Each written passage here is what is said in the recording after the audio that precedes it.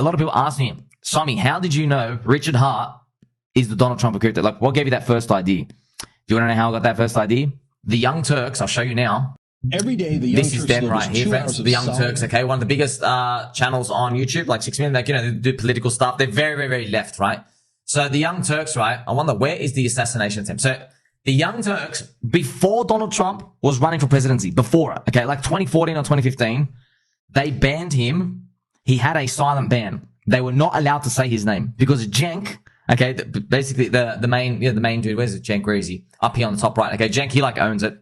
Okay, so Cenk basically, he knew Trump was trolling.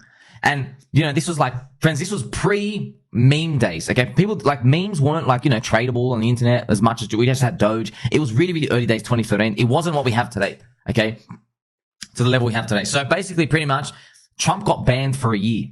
They had a ban on him and it was like an infinite ban. But this was the most amazing part. Trump running for presidency, remember they're a political news show, they have to cover everything. They had to unban him.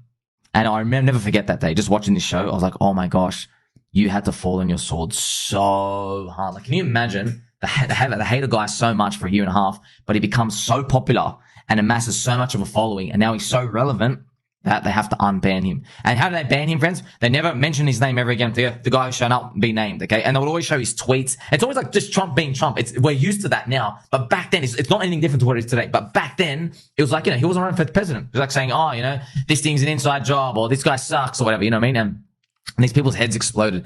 And it was just interesting to see the Maverick come out and like basically overpower them and for them to like bend over to do that. So that's why when I saw Richard Hart going around and he's like saying, oh, I'm not going to pay your protection racket. I'm not going to pay for these exchanges and all these other stuff. They're just going to dump on us anyway. And they want all like insider deals. I'm not going to pay these influencers to say nice stuff because they're all freaking scum. Okay. When he started saying that, I started noticing in 2020, when I started basically towards the middle of 2020. And my friend, I was like, I didn't like it. I thought it was a scam. I'm like, wait a minute. That doesn't sound like what a scammer says, where he's like, I'm not paying these other people because obviously what do scammers do?